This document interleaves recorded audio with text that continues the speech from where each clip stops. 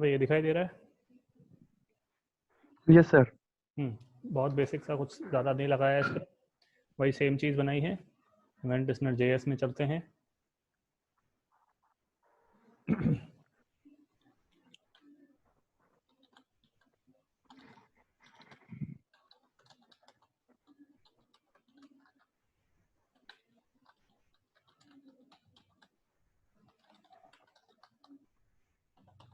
अगर हम document dot query selector LI करते हैं ओके तो हमें मालूम था कि सिर्फ एक ही LI कवर होगी, पहली वाली जो भी LI है। बट हमें ये करना है कि यस जिस सर। भी LI पे क्लिक हो तो उसका नाम नीचे आना चाहिए। मल्टीपल एलिमेंट्स के साथ हम डील कर रहे हैं, तो इसलिए हमने लगाया था क्वेरी सिलेक्टर ऑल।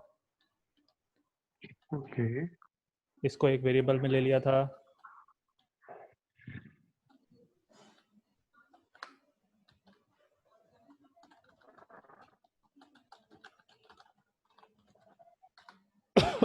सॉरी। अगर हम उस कलेक्शन LIS पर कोई भी इवेंट लगाते हैं, जैसे ऑन क्लिक हमने लगाया, तो हमने ये देखा था कि वो इवेंट चलता ही नहीं है।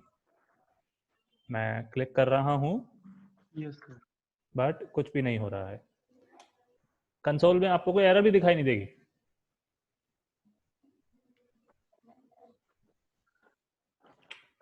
वो इसलिए क्योंकि इवेंट मल्टीपल एलिमेंट्स यानी कि नोड लिस्ट जब भी आपके पास आएगी उस पर डायरेक्टली आप इवेंट नहीं लगा सकते कोई सा भी। तो हमें करना ये रहेगा, हमें इंडिविजुअल LIS के इंडिविजुअल एलिमेंट्स पर ही इवेंट लगाना होगा। बट 10 बार ऑन क्लिक हमें नहीं लिखना है, तभी तो ये सारा काम कर रहे हैं। ऐसे केस ओके में इवेंट लिस्नर हमारे पास काम आते हैं। लगेगा इंडिविजुअल एलिमेंट पर ही, देखिएगा फॉर लूप लगाया, फॉर लूप हमें आता है। हमने कहा 0 से लेके जितने उस नोड लिस्ट के अंदर एलिमेंट्स हैं तब तक लूप चलेगा। LIS डॉट लेंथ 10 तक चलाएगा, क्योंकि LIS में कितने एलिमेंट्स हैं? सर। 10 एलिमेंट है ना।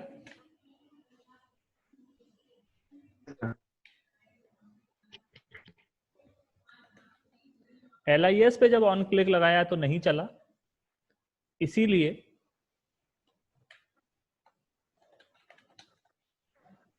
देखिए मैंने क्या लिखा, LIS का I फिर ऑन क्लिक। एरे में हमने इस तरह का सिंटेक्स देखा था कि वेरिएबल नेम स्क्वायर ब्रैकेट में उसका इंडेक्स। Yes sir. यहाँ भी नोड लिस्ट को एक एरे की तरह ही हम अज्यूम कर रहे हैं, वो एरे की तरह ही बिहेव कर रही है, एरे है नहीं। बट LIS I जो है वो आपको LIS नोड लिस्ट में से सिंगल सिंगल एलिमेंट ला के देगा। I की वैल्यू अगर 0 है तो आपको मिलेगा LIS 0, यानी कि पहला एलिमेंट। ऐसे करते करते 10 तक 9 तक ये लूप चलेगा, 0 ओके to 9, यानी LIS 0, LIS 1, 2, 3, 4, 5, 6, 7 and LIS 9। Individual elements पे ऑन क्लिक तो चलता है, हमें नाइन। पता है।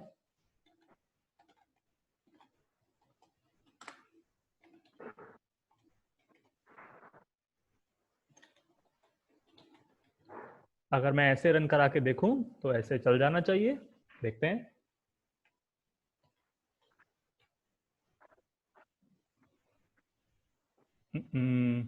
ओके, आ गया। तो वापस से करते हैं। देखिए चल रहा है। Yes sir.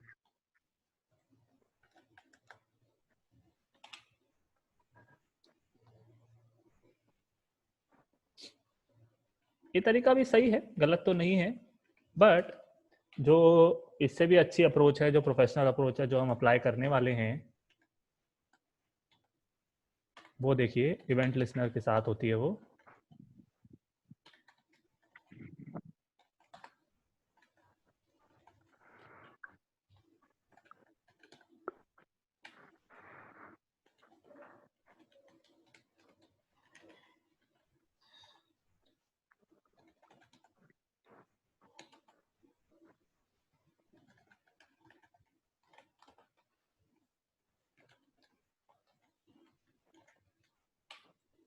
लाइन नंबर 7, 8, 9 और लाइन नंबर 13, 14, 15 में जो फर्क आपको दिखेगा वो क्या है?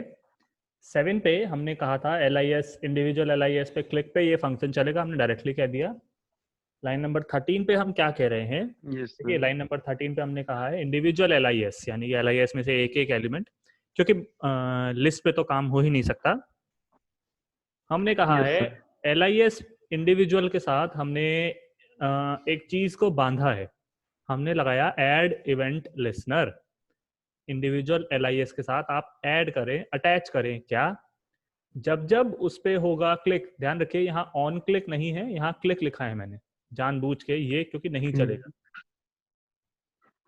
Okay sir.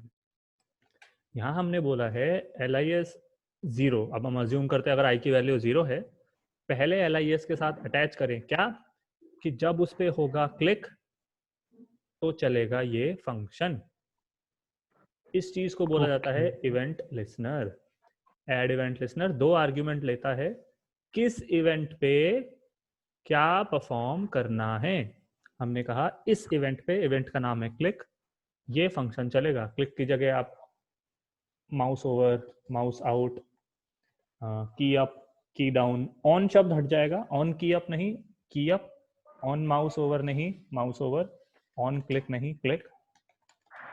इवेंट लिसनर ऐसे वर्क करते हैं कि किस पर लगाना है, मैंने कहा LIS के आई पर लगाना है, कौन से इवेंट पर क्या चीज परफॉर्म होगी।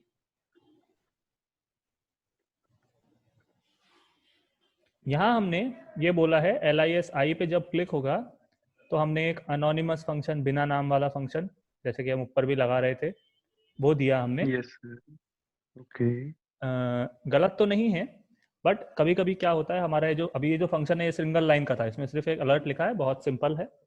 कभी कभी हमारे फंक्शन बहुत लंबे होते हैं, उस केस में हम अनोनिमस फंक्शन नहीं बनाते, हम क्या करते हैं देखिएगा।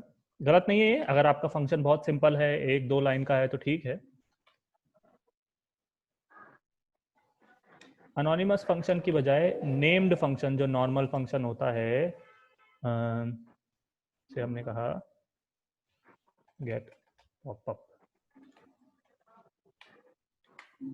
यहाँ हमने क्या बोला है, LIS के क्लिक, LIS पे जब क्लिक होगा गेट पॉपअप नाम का फंक्शन एग्जीक्यूट होगा, और उस फंक्शन गेट पॉपअप में हम लिख वही रहे हैं अलर्ट हाय। ये वाली अप्रोच है जो हम ज्यादा फॉलो करेंगे। देखिए आउटपुट में कोई फर्क नहीं आएगा।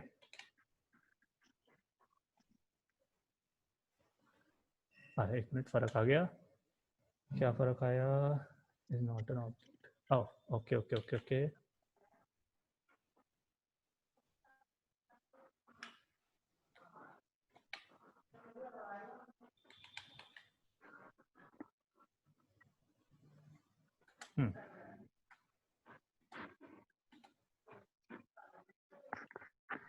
ऐड इवेंट लिसनर को अगर आप सेकंड आर्गुमेंट फंक्शन का नाम दे रहे हैं तो वो बिना कोट्स के आना जरूरी है, कोट्स में वो नहीं चलेगा। अगर अनोनिमस फंक्शन पास करना है तो पूरा फंक्शन की डेफिनेशन आएगी। अगर आप चाहते हैं कि फंक्शन का नाम यहाँ पे आए, मैं डेफिनेशन अलग लाइन पे लिखूं, तो वो ऐसे आएगा बिना कोट्स के। Okay sir. ये वाली अप्रोच है जो हम ज़्यादा फॉलो करेंगे। ऐड इवेंट लिसनर वाली हम इस तरह से नहीं करेंगे, डायरेक्टली इवेंट नहीं लिखेंगे, ऐड इवेंट लिसनर लगाएंगे। उसमें फिर 2 आर्ग्यूमेंट देंगे कि किस इवेंट पे क्या फंक्शन परफॉर्म करना है। फंक्शन चाहो तो आप उसी लाइन में लिख दो अनोनिमस तौर पे, चाहो तो आप यहाँ नाम लिख के डेफिनेशन नीचे लिख दो, दोनों तरीके सही हैं। खैर इस प्रोग्राम में हमें ये करना था कि अगर मैं लिस्ट आइटम 3 पे क्लिक करता हूँ तो वो लिस्ट आइटम 3 यहाँ आना चाहिए, 10 पे क्लिक करता हूँ तो 10 यहाँ आना चाहिए। तो ये जो अलर्ट है, अगर हम इसको हटा दें, चलिए मैं दोनों तरीके से करके बताता हूँ, पहले अनोनिमस के तरीके से। तो हमें ये कहना है जिस भी LIS के आइटम पे मैं क्लिक करूं, उसकी जो उसका जो इनर HTML है वो नीचे टेक्स्ट एरिया में जाना चाहिए। Yes sir.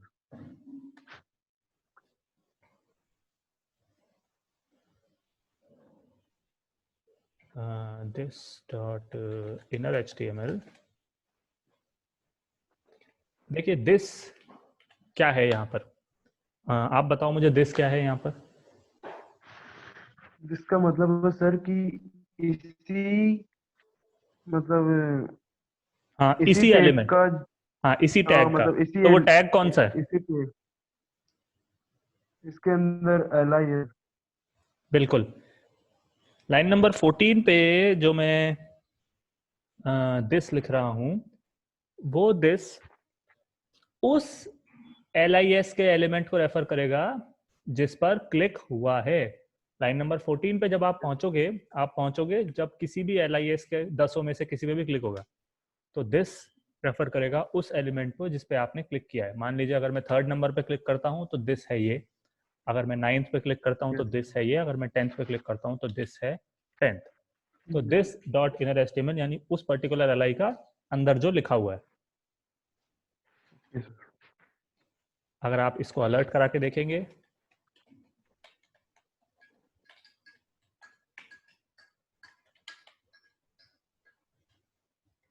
ये आ गया, ये भी आ गया, यस सर। ये भी आ गया।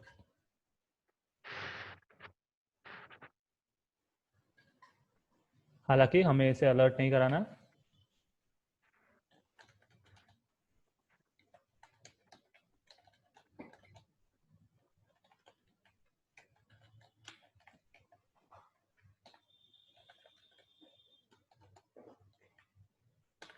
देखिए मैंने क्या लिखा, डॉक्यूमेंट डॉट क्वेरी सिलेक्टर। यहाँ क्वेरी सिलेक्टर ऑल की जरूरत नहीं है, क्यों? टेक्स्ट एरिया एक ही है आपके पास। Document yes query selector text area dot inner HTML नहीं लिखा मैंने, dot value. Text area form का एलिमेंट होता है, फॉर्म एलिमेंट। किसी भी फॉर्म यस एलिमेंट के अंदर लिखी हुई चीज उसकी वैल्यू होती है। तो text area dot value. Okay. This के साथ वैल्यू क्यों नहीं है? दिस के साथ इनर HTML इसलिए है क्योंकि दिस रेफर कर रहा है LI को। LI फॉर्म एलिमेंट नहीं होता है, उसके अंदर लिखी हुई चीज उसका इनर HTML होता है। तो हमने कहा टेक्स्ट एरिया के अंदर लिख दो क्या, वो जो LI के अंदर लिखा हुआ है। यही करना था हमको। Yes sir. तो मैं इसको देखूं जरा, तो आ गया।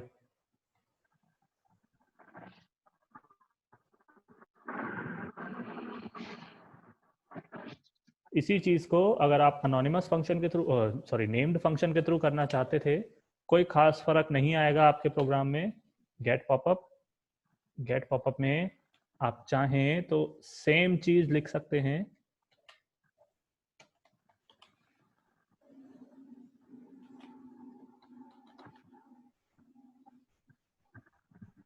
देखिए काम हो रहा है, यस सर। आउटपुट में कोई फर्क नहीं आएगा, चाहे आप ऐसे करें चाहे आप ऐसे।